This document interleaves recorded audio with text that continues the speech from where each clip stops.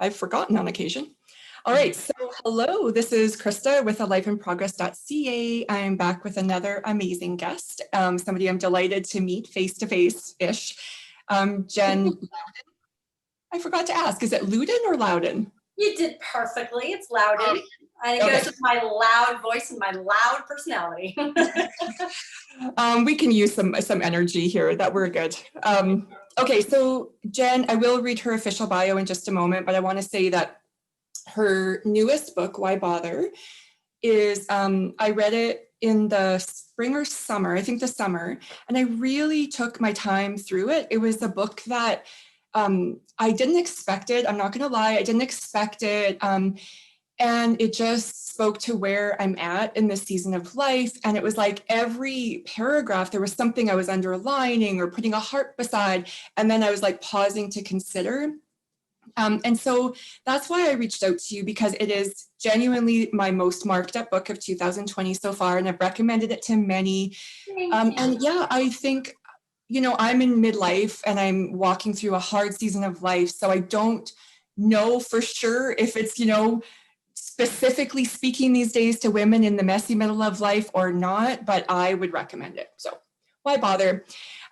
So Jen is a personal growth pioneer who helped launch the concept of self-care with her first bestseller, The Woman's Comfort Book. Since then, she's written 7 additional books on well-being and whole living. She coaches and teaches workshops and retreats, runs an online membership called The Oasis, and as mentioned, she is the author of this gem. And we're going to be we're going to run a giveaway of an e-copy, an ebook of this beautiful book so that way anybody in the world, anybody listening can participate. But I'll have to tell you, I won't tell you right now how to join the giveaway because I don't know yet. I'll share that when I post the links anywhere. Okay, so. I love it. So welcome again, Jen, formally. Thanks for being here. Oh, my pleasure. Such a delight to get to talk to you. Thank you so much for recommending my book. That means so much to me. I just finished and sent to my editor a guided journal to go with the book. Okay. So it'll come out hopefully in about a month. It'll take a little bit longer for it to be available in Canada. I think maybe just a couple days more. We're not sure, but yeah, yay. Yeah, I can see that being a really good idea for this, like, and, you know, based on my experience of really wanting to like pause and sift. That's right.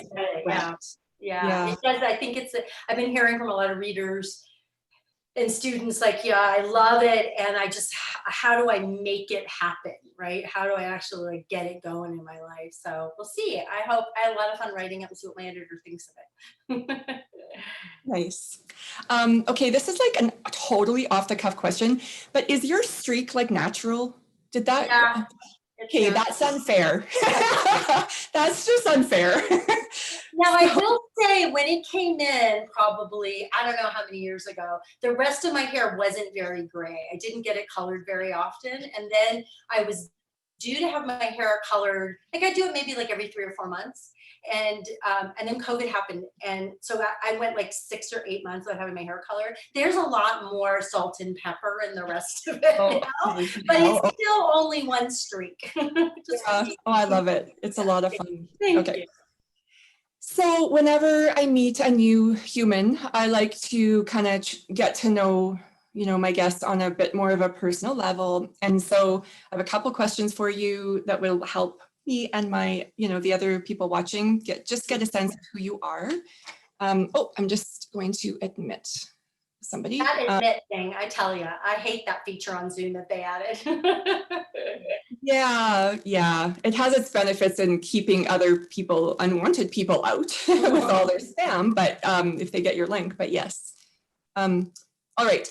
So the questions that I wanted to ask you, so first one, this is from your own website, which you ask other people. So I'm throwing it back at you, and you ask, where are you asking why bother in a draining way? And where are you asking it in a curious way in your own life in this season? That's a great question. It is, right? I am hearing an echo. Can you hear that? No, is it okay? I'm asking it in a draining way around marketing materials that I'm needing to write in my business. So that hit really hard yesterday afternoon. We'll just be really, close to the bone. And I'm really questioning and trying to figure out how to simplify my business. I've been doing this for nearly 30 years. So so that's a draining, like, I'm like, why bother? Like, I just feel so irritated by it. And I met with my business manager this morning, and I of course didn't lose my temper at her, but I'm like, she's like, okay, why don't you go take a shower? And the way I'm asking it in a curious way is I really do feel like I'm being, I want my business life to be more fun. And I tend to be somebody, I'm a teacher at heart. I'm a writer is how I self-identify when I meet at a party, but a teacher really drives me. And so I think I'm being called to teach less, and I don't mean this sounds so new agey, but hold space more. And it's hard for me because I am but let me tell you about this. And have you learned about this? And you should try this. So I'm in that feels really curious, and exciting, but it also feels very unformed. Yeah. I identify with everything you said. Actually, I definitely feel like I am a teacher at heart, work and learning, about holding space more and in different capacities. But I think like based on what, I've listened to you, read your work and so forth. And I think we're similar probably in that we love knowledge and love learning and the growth. And so it's hard not to want to impart that to other people, like all the things. And I'm always having to pare back and, learn, practice that. So thank you. So I think that would be a fabulous question for anybody listening, myself included, to just think sort of where are we asking ourselves, why bother in a draining way? And where are we asking in a curious way in this season? All right. And can I just add to that one of the things that I talk about in the book, but I've really discovered, once a book is out in the wild, that we don't often use the words why bother. We often use the sort of the next level down, which is it's too late, I'm too old. That's a great one in our 50s. I'm 57. There's no point. It's all been done. Who cares? So it's really interesting to key in and start listening to yourself. How does why bother show up? Right? Okay, I love that. Yeah. Yeah. Okay. Love it. Yeah. Because for sure. In my Brave and Beautiful membership, we do a lot of work around self-compassion, emotional intelligence, really attuning to our bodies and self-talk and all of that. So that will be, yes, I really, really appreciate that. Yeah. Sometimes it's those little teeny nuances that make or break, right? Like getting something. Yes. Which is actually part of the answer for those creatives and for you in the circle, which is the way you nuance stuff, the way you language stuff, the stories you tell are part of the answer to why bother, right? Yeah. Some people listening to this are going to be like, I don't like this Jen person. Or you'll pick up my book and you'll be like, ew, no. You can go read my reviews. There's a ton of 5-star reviews, and there's a few that are like, ew. Somebody just reviewed it and said I humble bragged. I'm like, I fucking did not humble brag in that book. That's awesome. But right, so that's part of the answer is how do we own our truth and our voice? I'm thinking creatively, but of course it's true in all of our lives. Yeah. Yeah. And I love, like, we're not even into our second question yet, but I love that. So that's why I only give like 5 questions because it'll always like take time. But I do love that as well, because in this middle season of life where I believe we have so much wisdom and acquired strength and natural gifting that we haven't owned before and all the things to offer.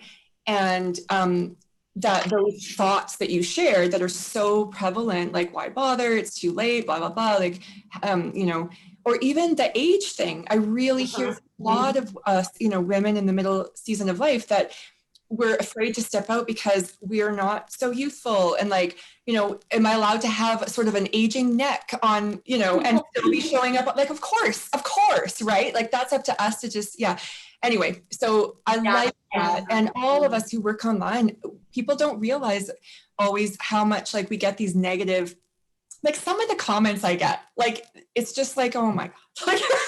that there's some meanness, and you really do have to learn how to continually show up through that. And that why bother really helps anchor us, I think. So yeah, one of my favorite moments of that kind of early in the book process is it was a weekend. I try not to work on the weekends or check email, but I was just idly checking email. I was eating my lunch one day, Saturday, and I got this book, one of the best reviews of any book review I've ever had. It was so stunning. And I'm just like, oh my God, that's so amazing. I no longer finish reading it. Then the next review comes in and it is one sentence, basically, why bother to read this book? It sucks. And I'm like, right there is the experience of being human, right? You're amazing. You suck. yes, yeah. Mm-hmm. So, Jen, how do you want to feel in this middle season of your life? I want to feel the word that just keeps coming for me lately is more fun and more creative joy. And part of my developmental path in life is from extremely driven, ambitious, more, got to do more, very task oriented, not enough fun in my life and into learning to allow more fun. And I can really feel the truth of that and how important that is for me. And it's a real struggle. I really find my comfort in work. I find my comfort in teaching and helping and service. And I'm not as comfortable having fun.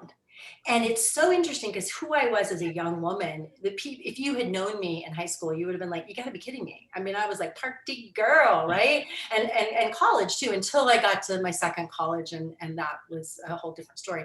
But so it is in my nature to be very fun loving and goofy. Like one of my highest values is humor. And yet it's just that thing that I've kind of driven it out of me. And some of that is life condition stuff and needing to make a living and take care of my family. And some of that has really been like, that's how I deal with my anxiety about being alive, is to work a lot. Right. So that's where I want to feel more fun. I'm sorry, I'm just muting one of our guests. So before we started, we hit record, you shared that you're not a perfectionist. And sometimes people, I think it's easier to link the idea of kind of finding maybe our value and our security and work and all of that, and less play with more that trait of perfectionism. Mm-hmm. And so I guess just trying to like clarify like and by the way, I love that you really shared that in the book. Like you shared quite openly some of your own tension between like needing to be liked and like wanting Oprah to love you. And, and I love real. Like I just want real in my life. And so that's probably one of the reasons why I was willing to really listen to what you were saying, because you were willing to share vulnerably about the ego and these needs we have that we're all trying to get met in the world and all of that stuff. So so it's not perfectionism, but can you identify, like you did say, there's conditioning and there's this and that. Is there like one thing that you think, like maybe it's that thought, that belief that you have that continually pulls you out of rest and play into like performing or, accolades or accomplishment or whatever, or productivity? Yeah, I think it's probably a couple of things. I have a great fear of poverty. I have a great fear of, I don't know where that came from. I was raised in a very almost upper middle class home. My parents both came from poverty though. And so there's some of that. My dad was quite a bit older when I was born. So he was born and raised he was born before and raised during the Depression. So there's some of that Depression era thing, which you don't find as much in my age group anymore. So there's some of that. And then I think there's just I kind of think we just all have these things that we have to deal with in life. Yeah. Right. And so for me, very much it's valuing my creative experience and what I offer the world. And first of all, what I offer myself, just as the gift of being alive. and not to measure that in sales, Right. or Oprah, or, yeah. So I As think it's just, simple as that is. yeah. So it's not for me about getting it right. And I think I think then if I wanted to put a positive spin on it, then it would be that I really like to be useful in the world. I really like to, I really like to help. So I get off on that, I guess. Yeah. Do you know your Enneagram type? I'm a 4 with a 3 wing. The Enneagram has been incredibly useful for me to change. I know it isn't for everybody, but for me, it has been an incredibly useful tool. Yeah. The best one I've ever come across for Me deep too. awareness and like, Yeah. yeah. And I really have approached it not as a personality type, but from a more mystical point of view. I was quite a bit more mystical in my 30s and 40s than I am now. I'm in a strangely non-spiritual time in my life after having a lifetime of spiritual practice. And I'm not drawn back to it right now. So I'm just keep listening and wondering about that. But the Enneagram to me is how my conditioning, wherever it's come from, my personality. And we know that we're 93 to maybe 98% made up of personality, which is mostly made up of culture and family. This sense of unique self that we have is pretty much not a fact, right? We might not even have a self. So I look at it as that. I look at it as a way to keep looking at the pattern that comes up for me. And some of them are still very painful. I have some real painful stuff around belonging and friendship and, so I'm a 4. I think to normalize that is so healthy for all of us as well, because and they'll laugh at it. Like I'm constantly pushing back against the idea that to be a vibrant, thriving, cool human, you have to be happy all the time. You have to only look at it's like, no, that's BS. Like, and tell the truth about it. And that's really how I think we also normalize what it really means to be a fully alive, thriving human in every season of life, as we walk through heartache, as we encounter our own shadow, as we do messy, hard things. And I wanted to share with you, this wasn't planned, but I came across this quote just a few days ago, a John O'Donohue quote that I love that quote. Oh, well, okay, well, I'll read it and then we'll see if it's the same one, but okay. Probably no. Of the many callings in the world, the invitation to the adventure of an awakened and full life is the most exhilarating. I really love that. I love that quote. That's what I base the whole guided journal around. The first, I'll read to you the first pages of it. Who knows if it'll end up being, hold on a second. I had it open, but let me just open it again. But this is what I said in the beginning of the journal. Like its companion, Why Bother? This guided journal is about finding the energy and desire to live the adventure of your awakened and fullest life. Yeah. That's what it's about for me. I mean, I cannot stand, I'm sorry, I hope this doesn't hurt anybody's feelings, but I really don't like the language best life, because best life always makes me feel like, have I done it yet? Am I doing a good job yet? And full and awakened, it's so broad, and it's so much what my own goal is, or experience. I want my experience to be. In fact, I have on my to-do list every day, it says, what can I do today that will allow me to be just a little bit more alive? Oh, yeah. See, for me, that distinction feels really meaningful also. And I think for me, it's because, well, there's some different reasons, but one, it's about the process. It's not about arriving. Like, I hope that every day I get is going to be involve new learning and new becoming, and even as I love and support and other people, and then it's something I can say yes to. So you probably don't know, my son ended his life, we're almost a year now. Wow. And so walking through something like that, it's like, you better have a why or a why bother. And for me, if I try to set some goal of like feeling a certain way or whatever, it's just too far out of reach. But if I say, can I be fully present and awake today? Can I show up with to this conversation with Jen and just like enjoy it?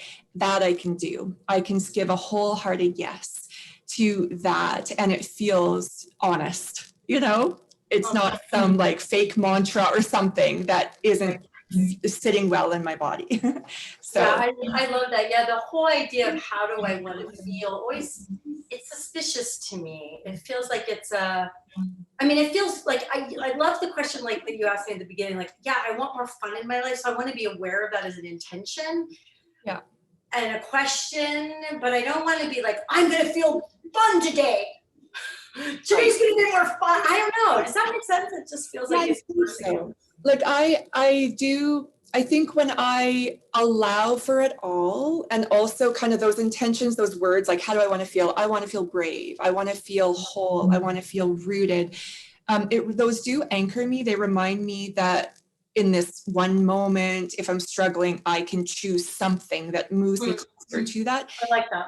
But it's not rigid. It's like, I'm to be fully awake and alive. It means we feel it all, right? We feel pain and fear. We notice our envy, and we just tell the truth about it all, and we keep moving. So that's what I think.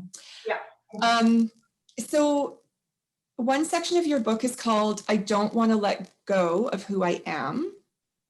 And so a lot of the women that I work with are in the transitional seasons, but you know, that can show up like COVID is a huge transition, losing a child, divorce, right? Like, and you know about, like, I believe you went through a divorce and like you walked through various life transitions yourself.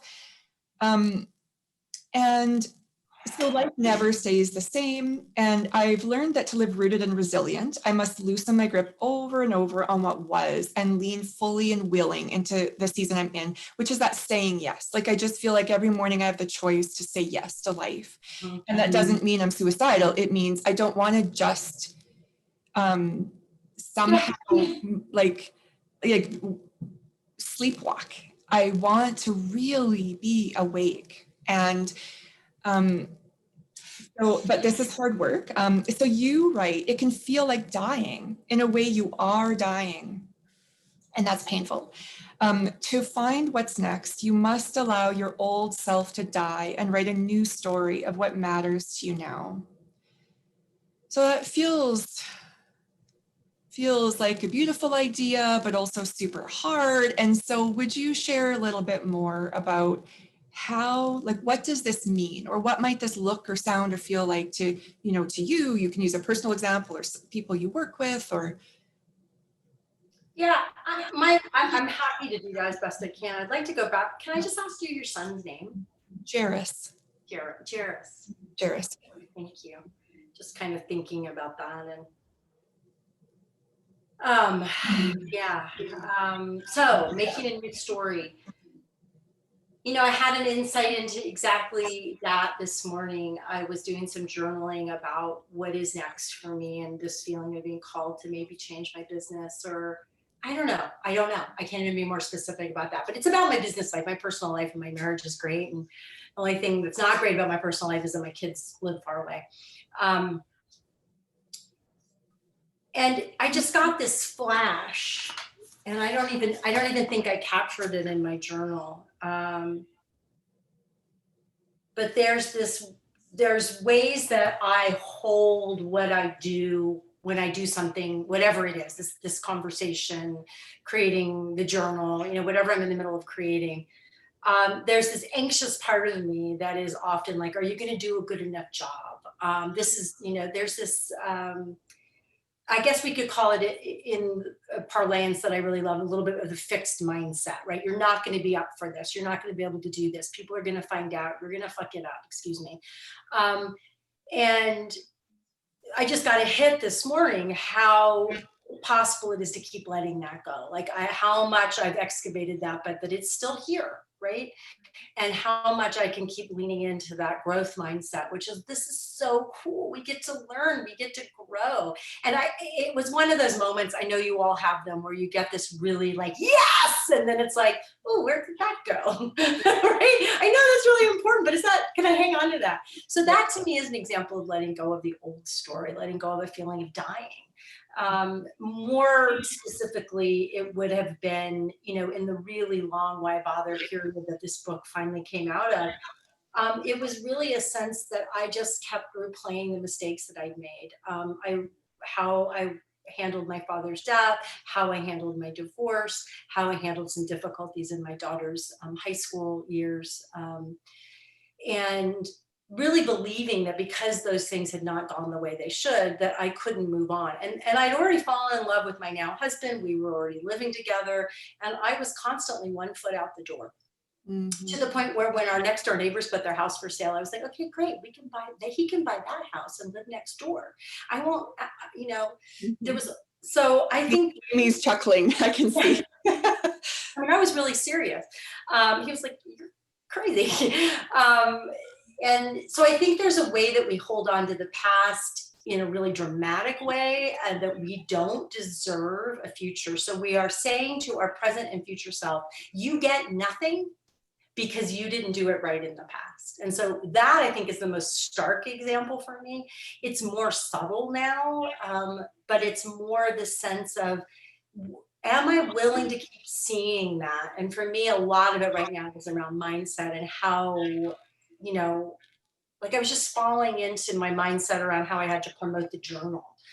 And for me, a lot, it's like scrambling and that overworking stuff that I alluded to. So I don't know if it's a big question, right? Yeah, it is. Yeah, no, I love that, what you chose to share. I think it is helpful. Yeah, thank you. That's a good question. So Why Bother offers a radical reframe on what to do when you're feeling lost, blah, unmotivated, or burned out in any area of your life or for any reason, even success, you share. Because I think, like, I don't have firsthand knowledge of this, but I believe you wrote about this and other people have that. For instance, after a book launch, they're just like, people are just done, like this, like burnt out, done. Would you please share a bit about what you were feeling, experiencing, or living in the season in which you wrote the book, Why Bother? And why do you think we need more middle-aged women willing to grapple with this question, why bother, or resource to step out and walk out their values, use their strengths? So why do we need, specifically middle-aged women, do this work? Again, another big question, but take it where No, that's not a big question. That's a really simple question. How can we not take the energy and wisdom we have and bring it to this incredibly hurting world? How can we not? Like, I feel like I'm just figuring life out at 57. Like, oh my God, am I going to quit now? That would be tragic. Like, I know we feel often ignored and that, it's all about the sweet little, 20-year-olds out there on Instagram or whatever, but that's the story we don't have to fall for, right? We can pay attention to each other. We can learn from each other. We can champion each other. I mean, I look at the fact that two old white men, are running for president, the most stressful job in the world. And I'm like, if they can do it, I can do a hell of a lot better. So I think it's just tragic if we don't. It's just tragic that our acquired strengths, as you so beautifully said earlier, would be lost to the world. Mm-hmm. And I know that physically I don't have the same energy. And I know, there's all kinds of physical things that we have to deal with. Just the time to go to the doctor's appointments, the dentist appointment. If we readjust our thinking around it, though, that it has to look the way it did when we were 30, there isn't a problem, right? And I have way more time. My daughter was born when I was 31. I got way more time, right? I look at my friends who still have kids at home and I'm like, mm-hmm. Yeah. Yeah. lost a thought, and I'm just going to see if I can get it back quickly. Otherwise, we're talking about the midlife, and I wanted to continue that conversation. Oh yeah. I started a Facebook page called Rebranding Middle Age, and I it love it. spoke to that. Yeah, because and like not at all speaking over though the experiences of that women have shared with me, but women who are a bit, older than me, who have really talked about some of the like being invisible in middle age, and some of the ways of being disrespected and unheard, and those things. And but what I think is our generation, I feel like we have this new opportunity to decide for ourselves. Are we going to like just agree to that, or are we going to push back against status quo? And just like you said, we can support each other. I think women in the middle age of life, we have more resources, we have connection, we have a lot of like power and strength. We're building businesses, we're writing books, like all these beautiful things often in this middle stage that we can, like, why do we have to wait for some like other person to choose us? We can choose each other. We can choose ourselves. And I'm thinking of a friend of mine. She was the first famous life coach. I won't mention her name, but she's had some experience with a big company, very, very large company that she's done forward facing seminars for on social media. And she's slowly getting squeezed out in favor of someone who's much younger, who doesn't have a tenth of her experience. And it's really pissed her off. And I think that comes back to, yeah, we're going to face some of that. We're going to face in maybe brands not wanting us, or, but then how do we create our own opportunities? How do we create our own businesses? How do we create our own networks? So we can, I'm not saying that stuff isn't going to happen. Right. Yeah. But how can we work around it? How can we say whatever, bye-bye. Yeah. And I have a couple daughters. I know you have a daughter who's a young adult. And I really think that we might be this important transitional season though, generation, that so that our kids really, I don't think, like, I'm not denying wage gaps, I'm not denying inequity, like that, you're right, like these things are real. We want to acknowledge them and also not be limited by them. I think build your own business, you fight against it. Hire people that reflect diverse backgrounds, and and all of that. And anyway, yeah, so I that helps me in life find my, or not find my why bother, but walk it out, is this sort of stubbornness. Yeah. I'm not gonna buy into that. I think it's garbage, and I may experience some crap, and my kids may, but that's not all there is. We get to keep rebranding middle age and stepping out into life. So love it. All right, so in my Brave and Beautiful community this month, we're focusing a lot on emotional tools, emotional literacy and intelligence. And so I wanted to ask you how you've consciously practiced boosting your social emotional learning or emotional intelligence to live courageously and experience the gift of courageous relationships. Because like research says that one of the best predictors of healthy relationship is actually emotional intelligence. It's not IQ, it's not, just our talents, but that emotional intelligence allows us to access and really utilize our raw talent. I love that. Anyways, for me, focusing on courageous living and relationships. Yeah, I think I'm learning to not believe my old shame story. Has been really important. Learning to not be defensive with my husband in particular. He really likes a simple apology. He's a big fan of "I'm sorry" followed by nothing. No but, no explanation. Which I am like one of those people who's like, but I want to give you the context. And he's like, I don't care about the context, just say you're sorry. So that's been important, just to learn to say I'm sorry and shut up. I'm still not great at it. Really learning about that defensive my defensive nature, my shame, like I'm ashamed and therefore I'm going to defend myself. And also, I'm thinking about something that happened with a group of close friends recently, where I really felt betrayed by someone in the group, and they couldn't.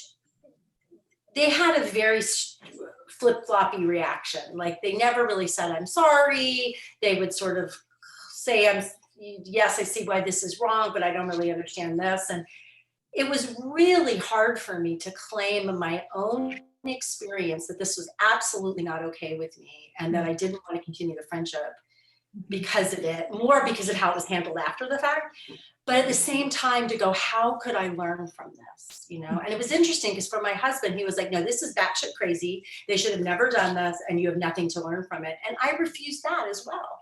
I'm like, no, I could have handled that better. I see ways that I could have slowed the whole process down. I think the outcome would have been the same, but I would have felt more at ease with it. And yeah, so I'm always trying to learn, I guess, and try not to beat myself up for the fact that you're still learning the same damn thing.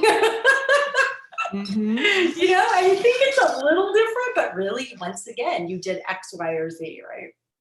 Yeah, yeah, exactly. I think, we, that idea of, we do learn it, but then life invites us to go deeper into that concept and then deeper. Right? And so it's like, yes, it is still true that we did learn a lot around this idea, but we're still practicing and life is not static. So why would we assume that somehow growth is like, there's an end point? It's like, nope. We'll keep getting thrown into situations where we get to choose or avoid becoming, I think. So, but okay, so around relationships though, I want to see if there's anything else, like, relationships with intimacy, with children, with our girlfriends. I think it's such a big, in this season of life, it seems like there's a lot of shifts. Like we're learning it's not always pretty though. Like let's say if people are just learning how to set some healthy boundaries, it doesn't always look graceful, but it's still important. I've cut off, ended some really important relationships this year. I knew for 2 years I needed to leave and I didn't until the loss of my son, where I was like, why would I bother with? Right, the other side of the question, right? Oh, actually, don't want to bother about that. Yeah, like it's not like, no, I want better. I actually want, owning what we want, naming it, owning it. But it is messy work. Like, do you find that, like, what do you find in working in your work with relationships? Like, do you find that overall there's this sort of move though towards more health and in our relationships and courage, or what? Because I'm hoping, I think that maybe it'll be messy, but I'm thinking that probably that is the trajectory in this season if we're open to the growth. Yeah, I think for me, one of the things that's been really hard about letting go of friendships, especially long-term friendships, is I don't want to, it's hard to know if sometimes it's very clear, right? But a couple times in my life in the last 10, 15 years, really long-term friendships have ended, like childhood friendships, things like that. And it's really, I think the messy part is you just don't know, because is that really the best thing for everybody?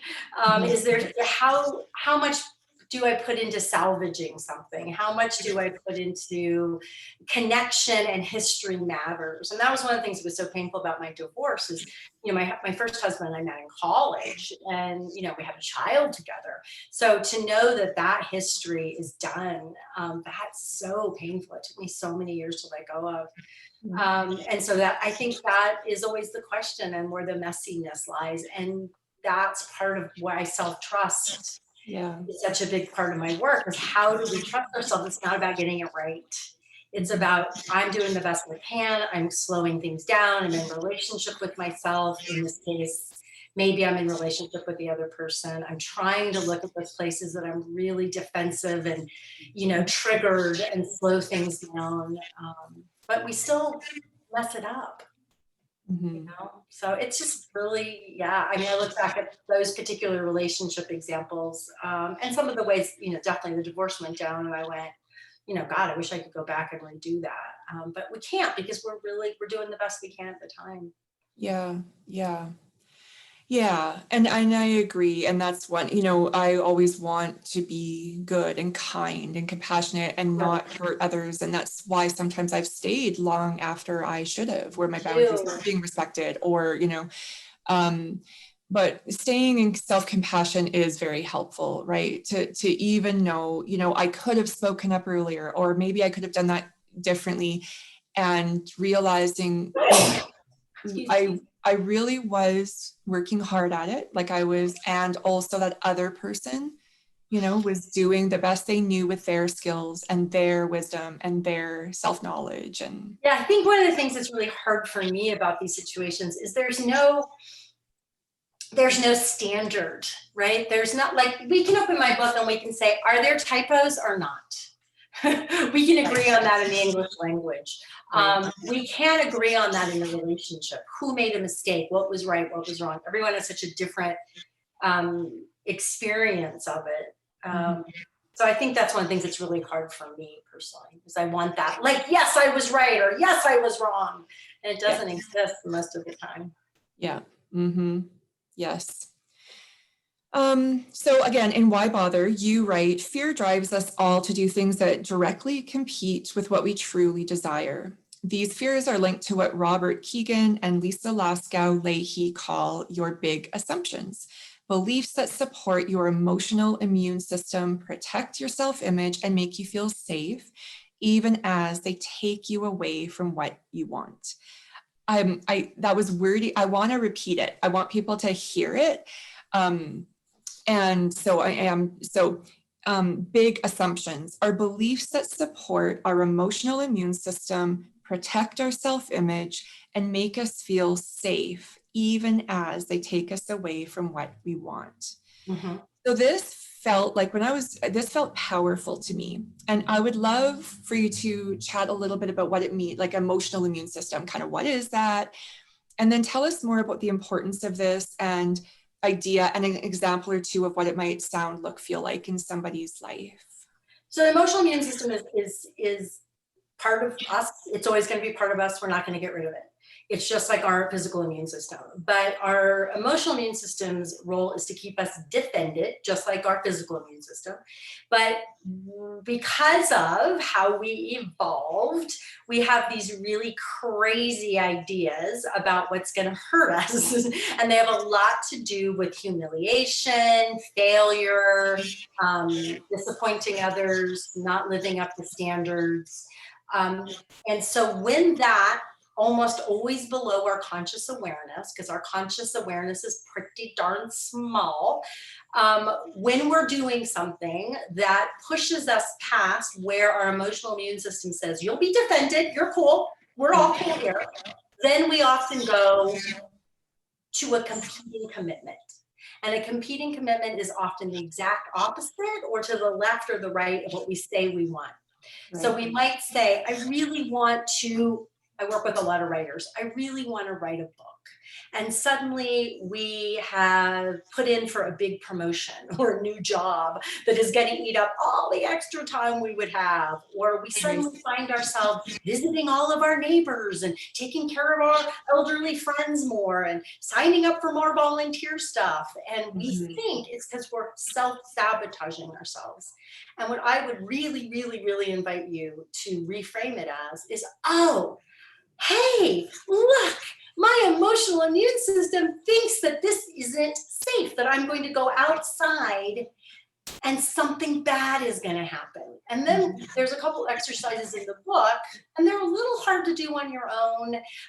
But so you might take a few tries, but what you're trying to get down to is what are those really big assumptions, the ones that your conscious mind's going to say, I don't believe that anymore. That's not true. But a part of your body will probably go, oh, shit, yes, oh my God, yes, oh my God. And then you begin to develop, once you see those, you begin to develop ways to soothe yourself, which all the good stuff that you teach, in those moments of being gripped by the emotional immune system, again, you're never going to get rid of it, but what we're trying to do is see it and then soothe ourselves so that we can go, okay, I have a little bit of choice here. And then we can do little experiments. I call them, I think, nano experiments in the book. Little experiments that aren't to jolly ourselves out of it or prove ourselves wrong or do any positive affirmation crap, but instead actually say, well, if I take this action that my emotional immune system says is a very bad idea, let me just see what happens. What data can I gather? Oh, I did that and I didn't spontaneously combust. I'm actually not immediately living in a Motel 6 with 27 cats. My family doesn't hate me. Wow, I didn't get yelled at by my boss. Okay, what is the next test I could have? And those tests begin to give us data back that helps feed the executive function parts of our brain and say, yeah, I think this is okay. We can go a little bit farther. Right? Yeah, and even when something negative does happen, because I really think, example, you know, running a business, a lot of women want to start new businesses in midlife. It's like, you got to be prepared. It's going to be hard work. Your ego will be challenged. People will say mean things. But little by little, you realize, oh, I'm good. That person, you know, I realize they're speaking from their own hurt, whatever. I'm good. I'm okay. I can do this. And then we take the next step and the next. So, and that's a perfect example of how you have made your emotional immune system robust enough to not get triggered a lot and not contract a lot. So I have done that around a lot of things because I've been doing this for so long.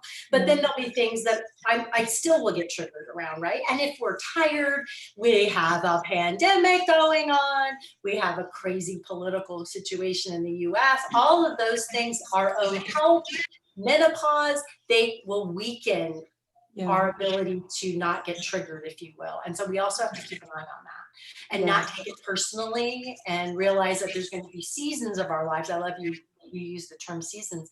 There'll be seasons of our lives when we're more resilient, more brave, more able to test our immune system in bigger, bolder ways. And then other times it's going to contract around us, like right now. Yeah, absolutely. I love sort of the trauma talk, you know, work in trauma research around window of tolerance. And that's really what I think we're talking about, and how, you know, in this season, everybody's window of tolerance has shrunk, even if they were very well resourced and to begin with. And then so, you know, we can remove the shame, we can remove the guilt, notice our self-talk when we're in judgment, and notice that actually this is human and this is normal, and it's good because our bodies are trying to protect us. So it's not bad. We don't have to wage war against ourselves, but we can notice what's up, examine gently, and decide the path forward. And I think that's a far kinder way to live than you know, stuck in either whatever the, you know, whether it's fear, in protection, you know, our self-protective stance, hiding, and and just taking it personally. I mean, something I've been interested in for, I don't know, since 2001 is always putting things in cultural context. And understanding that if you and I had been raised in Bhutan, for example, we would not be having the same conversations. We would be having completely different conversations. We have completely different identities, even with the same genetic structure and the same sort of home lives. So it's just so freeing to me. It's like learning about the brain has been so freeing to me over the last 20 years. Like, oh, right. And so the emotional immune system is just another way to frame that. And specifically the work that Laskow and Keegan did or doing, it's very much aimed at businesses and fear of change and change management. And so I and other people have been trying to take it into sort of the more personal realm. Not that that stuff isn't personal. I mean, it's just, you know, their whole thing is we're not actually afraid of change. We're afraid of being undefended. And I just think that's brilliant. Yeah. And the women here, I think, will appreciate that, because like last month we were talking about, I was speaking with a psychologist about his roots of safety model. And we've been talking a lot about how, you know, we're wired to seek safety and security. That's what trauma research says. That's what research around anxiety, depression, like mental health says. Like, and so to be conscious of that, and again, lower all of the shame around being human in a messy world, then we can actually see what's up. And begin to work with that knowledge. Yeah, right? and for me, a really important distinction around the emotional immune system is working in the moment that it's getting triggered, that you're feeling contracted, that you're like, I'm procrastinating. Well, what if I'm not procrastinating? What if I'm trying to self-soothe? Mm. And being able to identify it as there's something I want, there's a bigger desire. And the way that I've evolved as a human animal is making it's not the way that so much of the self-help world has portrayed it, which is I just make a plan and I go forward. It's more complicated than that. So let me feel into this moment, and it really doesn't take a lot. We all have the skills, we all have the time, but we just have to learn to see it as such and not see it as something we have to willpower our way through. Yeah. Although, I mean, learning to take a pause is hard work for people right in the beginning. It is. I'm not saying it's easy. I'm just saying it's possible. Yeah. Yes. And accessible for all. Yes. And that's what I always feel about self-compassion. I'm like, it can change your whole life. It's not dependent upon income status. It's not dependent upon where you live. And so I love things that are just like, it's accessible to all of us. Yes, I do too. Yeah. Okay. I think we're just nearing our time. So I think we'll end here. I've loved chatting with you. I would love it if you share where people can connect. I'm on your email list and I noticed you have a giveaway. I don't know if you want to mention that. I think if people share a little 350 word story about their own why bother, you're entering them into a giveaway, I think, for the OAC. Yeah, there's a couple things. If you want to try the first chapter of the book, you can just go to jenniferlouden.com and we send it to you right away. You can read the first chapter. We'll probably add some of the journal prompts to that when the journal is ready in a month or so. And if you've bought the book already, then we have we have a page called, it's at jenniferlouden.com /why-bother or why-bother, and then we have gifts for you, and that's part of that that gifts, and we give you a chance to be in the Oasis and things like that. Yeah, and we have a little video course I made and such. Okay, so there's plenty of freebies over there. And where's your favorite place to show up online right now? I probably show up the most within my Oasis community. I show up there every day. I've been on social media for a very long time. So I have an on and off relationship with it. Sometimes I'm on Facebook a lot, sometimes I'm on Instagram a lot, sometimes I'm not at all. So both Instagram and Facebook are the most common places. And if you follow me on Twitter, all I do is rant about politics. And troll my senator, who I can't hope will no longer be my senator in 2 weeks. Well, sadly, I'm not on Twitter. I cannot follow you there. But well, you really don't want to unless you want to see me being quite snarky. Okay. I've really loved connecting with you. You have a beautiful laugh, lots of fun energy in you. And I hope that this next year really does that there's lots of space and opportunity for more fun and joy. Thank you so much. I've so enjoyed your questions. It was really depth and wonderful. And everyone, you're so lucky to be in the community with Krista. And yeah, just thank you so much for having me. And thank you so much for marking my book up. You're welcome. Okay. And then so anybody else watching, I will share how you could enter the giveaway to get a digital copy of Why Bother, but I'll share that in the caption of wherever I share our video. Okay. So, all right. Bye, everyone. Bye, everybody. Thank you so much. Thanks, Jen. Thank you.